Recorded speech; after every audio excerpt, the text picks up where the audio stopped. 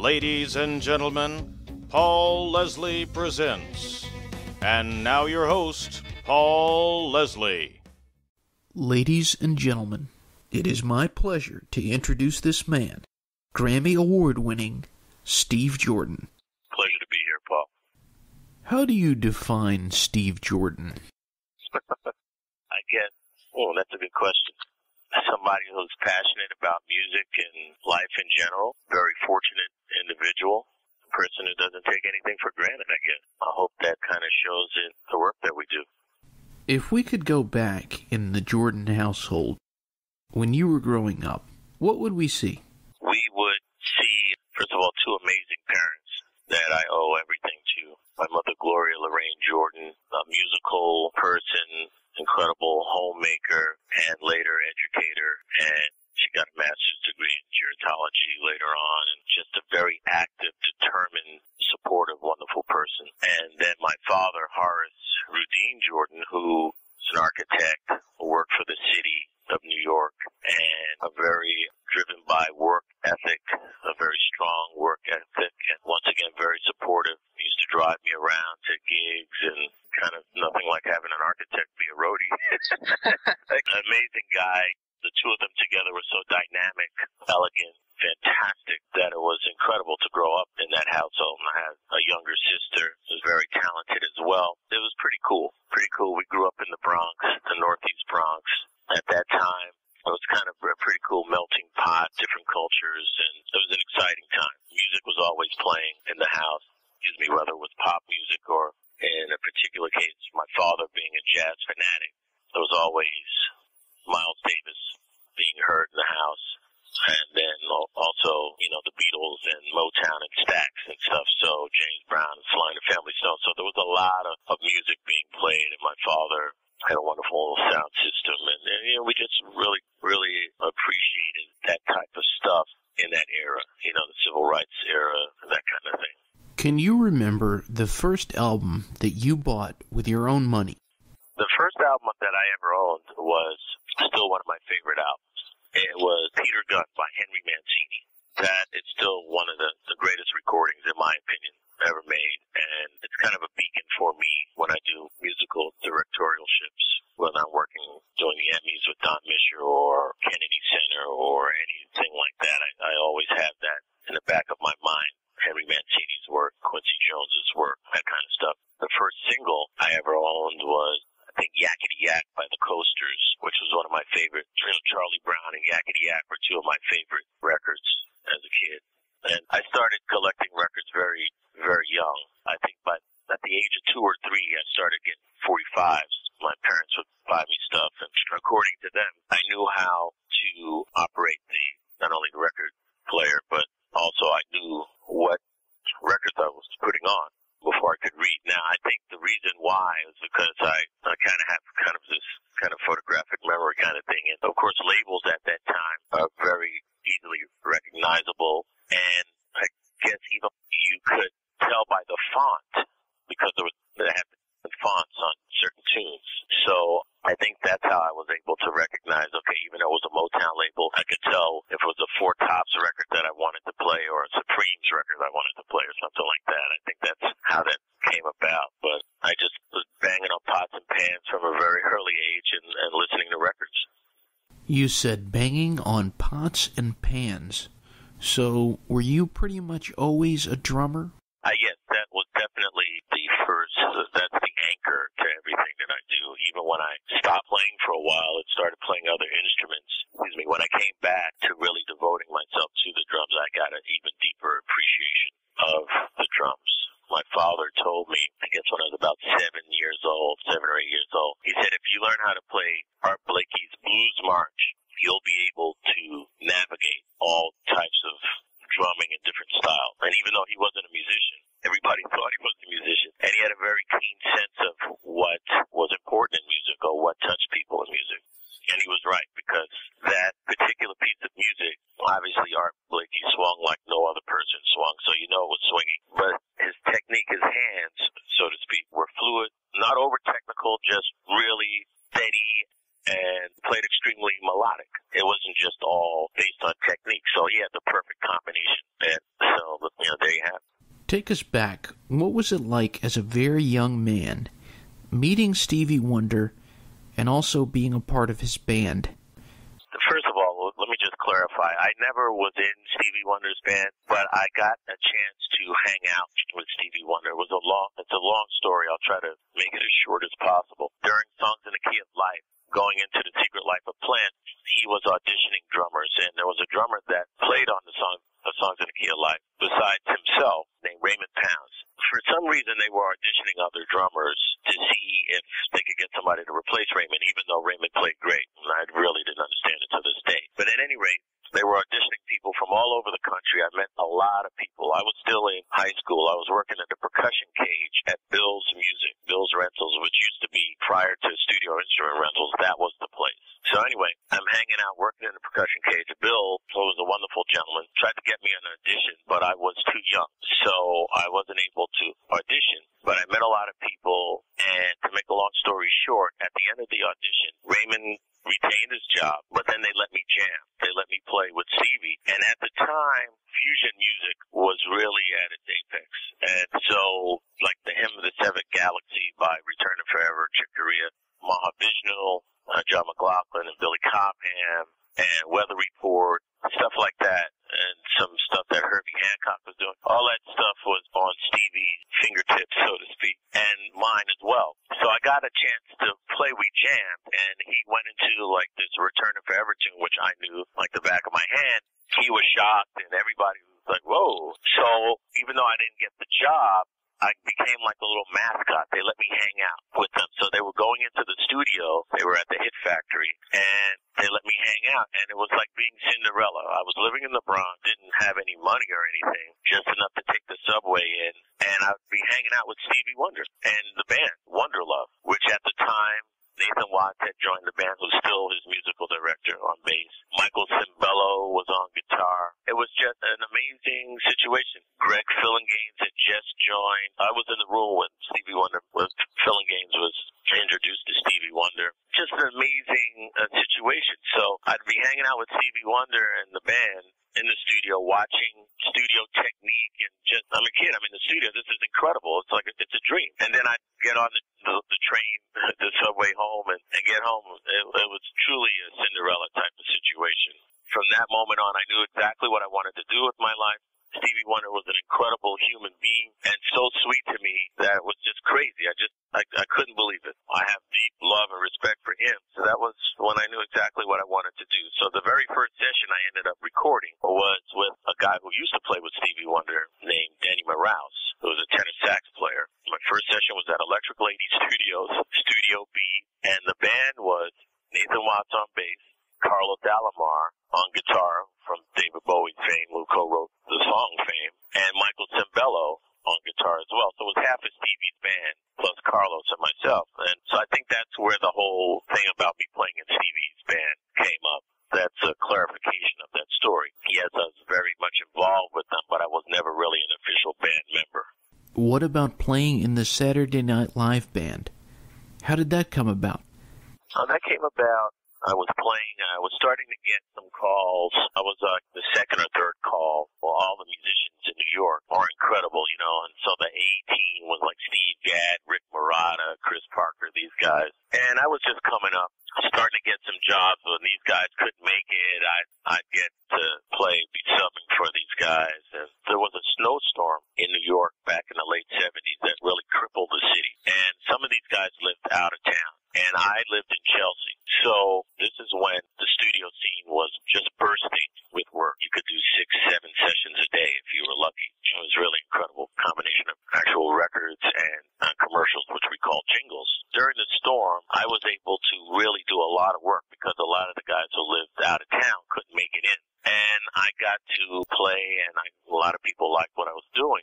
John Tropez had a band. He put together a band. It wasn't really a band. It was just a band comprised of all the top studio musicians. And he had done a solo album. And the hook to this album was that Steve Gadd played in the left speaker, Rick Marotta played in the right speaker. And he had a gig at the Bottom Line, which no longer exists anymore, but it was a great venue. A lot of great music was there. Rick Marotta couldn't do the job.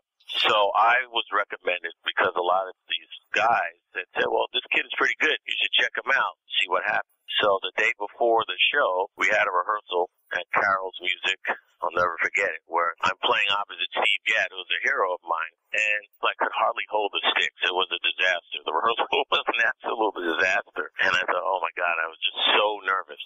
So the showtime comes the following evening, and I'm setting up, and Steve is setting up, and people are filing in, and I hear people in the audience kind of grumbling, like, who's this guy here? I thought Rick Morato was going to be playing. Who is it? They're murmuring and everything. I go, oh my goodness, this is incredible. This is, oh my God. Then the show starts, and the adrenaline kicked in, because it was a do-or-die situation. It was like Game 7. I just played better than I ever played, ever. That's the night I got the job for Saturday Night Live, because Steve Gadd was just too busy to do Saturday Night Live. He was just too sought after, so he never knew what he was going to be doing or where he'd be, so he couldn't commit to the job. I was asked to do the job from that show, and it changed my life. Tell us about being a member of the world's most dangerous band, the First House Band, Late Night with David Letterman. Well, basically, the show, the band was Paul, Will, Hiram, myself. I asked Paul to produce a band that I was in called the 24th Street Band, which consisted of Clifford Carter on keyboards and vocals, Hiram Bullock on guitar, Will Lee on bass, and myself. Paul and I had forged a really cool friendship from playing together in the Saturday Night Live band going into the Blues Brothers band. Especially during the Blues Brothers band, we really became pretty close musically because we had the same type of love for certain types of music. When Paul was asked to put together a band, they came to me, and I said, well, why don't we just get the guys? I mean, we already have bands. Now, our band was basically breaking up, or we had just broken up. Like, well, look, if we get Hiram and Will, we're ready to go because it's a band. He agreed, and then we started playing. We used to rehearse in my home. It was a great vehicle for us to play a lot of the music that we love because we love all 50s rock and roll, rockabilly, obviously R&B.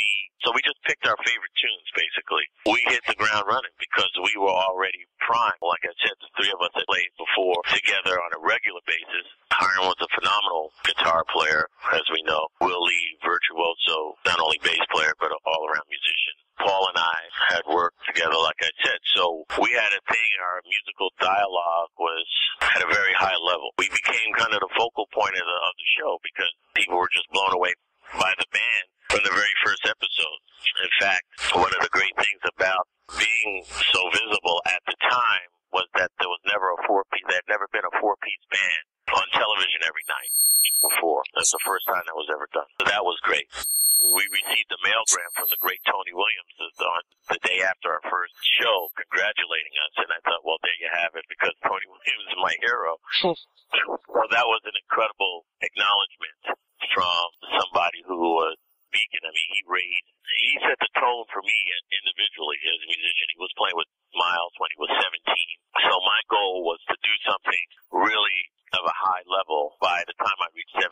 Now, I was doing some stuff at 17, but not playing with Miles Davis. But I did get the job for Saturday Night Live when I was 18, 19 years old. So I was a couple of years off. Our special guest is drummer Steve Jordan. Not only have you performed with a lot of great artists on The Letterman Show, but you've recorded and toured with a lot of great artists. Everyone from Neil Young to Bob Dylan, Keith Richards, John Mayer, Don Henley, Cat Stevens, B.B. King, Patty Austin, Stevie Nicks, Sheryl Crow, Alicia Keys, Bruce Springsteen, James Taylor. The list goes on and on. Could you pick one or two favorite artists that you have worked with?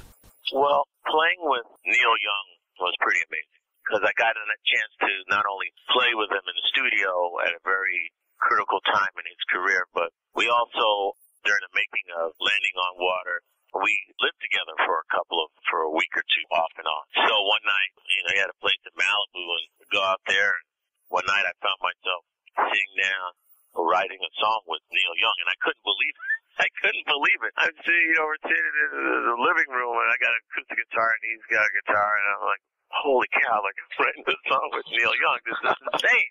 I can't believe it. So there's that, and of course, working on Keith Richards' solo album and befriending Keith, who is a dear friend. I mean, that when you're friends with people, like, sometimes you don't realize exactly what's actually happening, because we're all just human beings, okay? If you treat somebody differently than a human being, well, then you're belittling the whole relationship and yourself and human nature in general. So people just want you to be natural around them. When you're asked a question like that, well, this is just a human being, and a very wonderful human being, considering how everybody else treats them, because these people are treated differently. The celebrity and all of that kind of makes for a very kind of tricky situation for them. I could say that they're good friends, and they didn't hesitate to share their knowledge with me. I mean, Keith gave me guitar lessons, and because he saw that I wasn't going to put down the guitar, I was always going to keep playing it. So he said, I might as well teach this guy some stuff so that I can actually bear this. So, and that's been great, and I learned a lot about songwriting as well from him. Those two things in particular, those two individuals in particular, jump out at me. But I have had so many wonderful experiences that they're hard to kind of number, and it keeps getting better every day. I mean, I'm very fortunate to play with the people I'm playing with currently. Right now I'm working with my wife, Megan Voss, who's a great musician, and we have a band called The Verbs.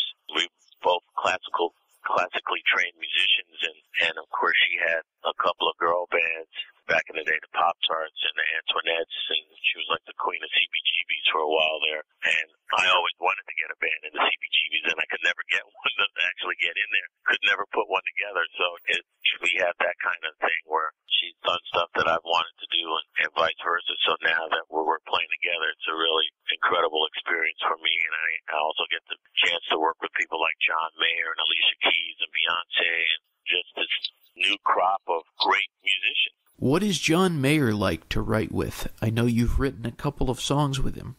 Well, John Mayer is a great writer, and he's just a very smart and amazingly talented individual.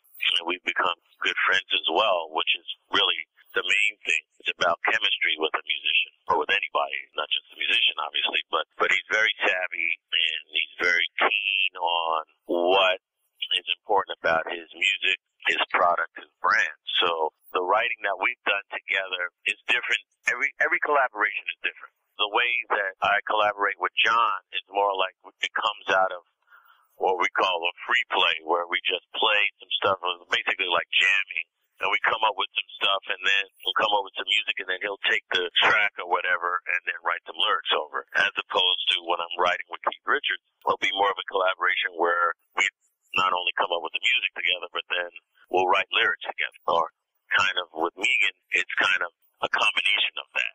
It takes on different form. Sometimes I'll write a tune that I've written most of the lyrics for or whatever, but I need a bridge. And then I'll ask Megan, do you have a bridge?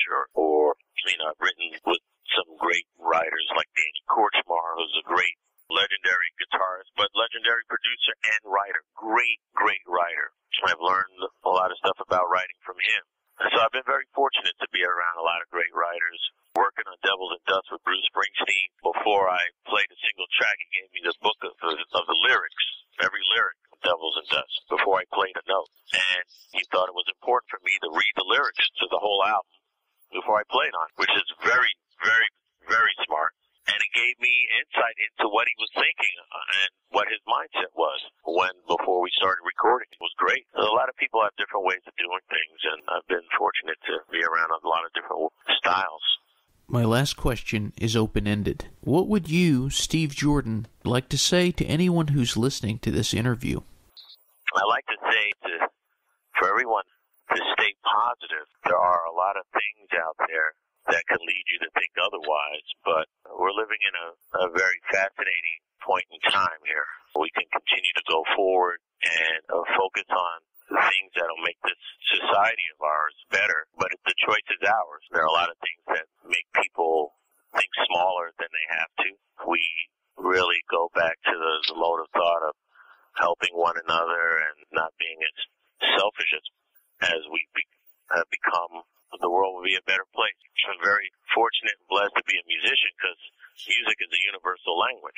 So I can go all over the world and spread the good cheer of music. And as you can see, that cuts across every kind of racial, cultural, social, political line. And that's the great thing about music. So I like to carry that torch like a lot of other artists do as well.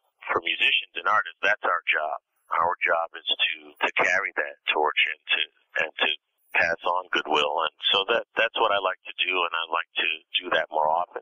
I look forward to every opportunity to do that. Mr. Jordan, it's been a great pleasure to do this interview. Thank you, Paul. It's been a pleasure speaking with you. Perhaps I will hear you perform in Atlanta. I know that the Verbs are putting together a small tour to do something maybe at the end of the year, and then next year I'll be doing some work with some legendary notable guitar players, and I'll leave it at that. Godspeed. All right, thank you. And thank you. Bye-bye.